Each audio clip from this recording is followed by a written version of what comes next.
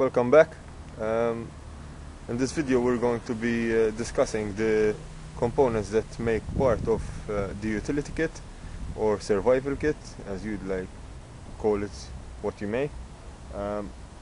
My particular kit is Maltese rat wallet.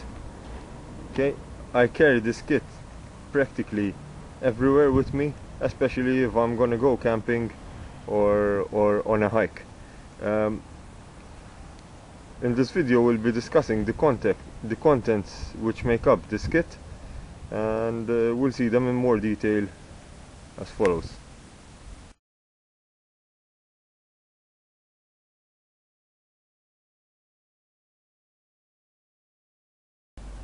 Okay, so here I laid out all the stuff that I have in the utility kit, and as you can see in top right we have stuff for water procurement. Over here we have a first aid kit. Here we have fire making devices. Here we have cutting tools. We have a Swiss Army knife and a flexible wire saw, plus about 50 or 60 feet of cordage. Over here we have signaling devices. This is a food procurement section. We have fishing kit and snare wire, and here we have like general items which might come in handy, like GI opening can opener, sorry. We have a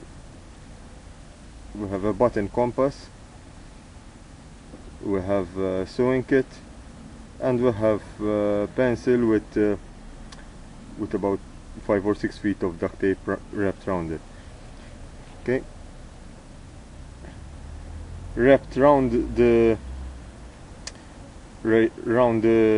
Maltese rat wallet, I have about 7 to 8 feet of paracord, which in itself is a lot of cordage as well. Okay, so now we'll discuss in detail the items making up this kit in water procurement, fire making, cutting tools, cordage, signaling, food procurement, personal admin, and first aid kit.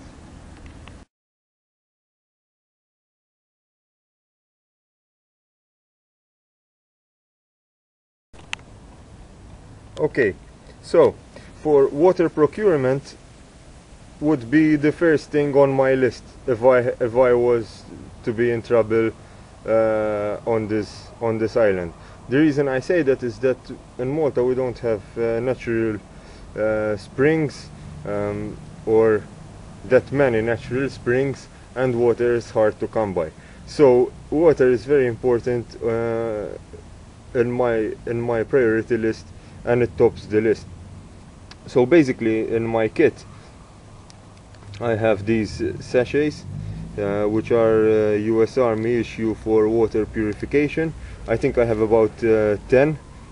Yep, I have 10 sachets which can purify 1 liter per sachet. I can purify 1 liter of water.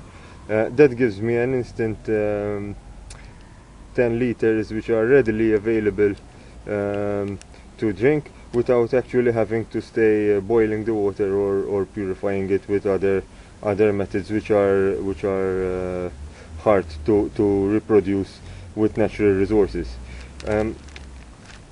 Also I have 2 or 3 locking freezer bags, which are very durable bags. We'll have a separate videos on how to collect water in these.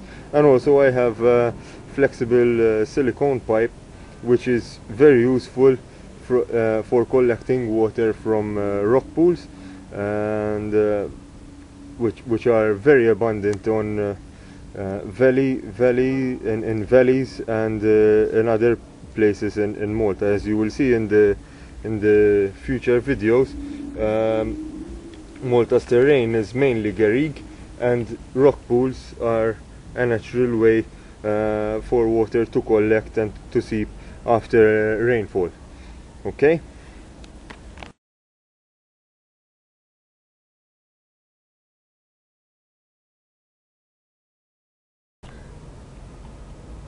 following the water procurement section of the kit, I have a first aid kit over here, which is obviously tailored to my needs, but going hand in hand with water are 3 cyba-lite sachets.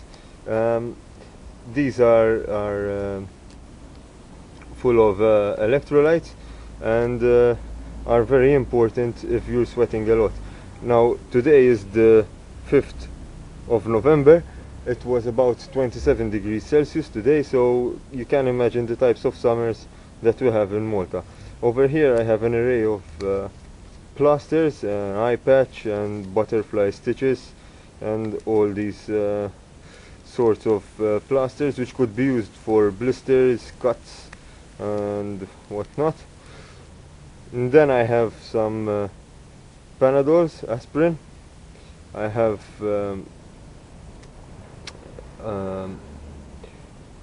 Flora, which is the good stomach bacteria if you ingest something and you have stomach cramps. This is Motilium, once again for stomach issues, and also a couple of pain and anti-inflammatory sachets. I also have a good set of tweezers with some safety pins and collapsible folding scissors to make dressing, maybe from a t-shirt or some other sort of clothing.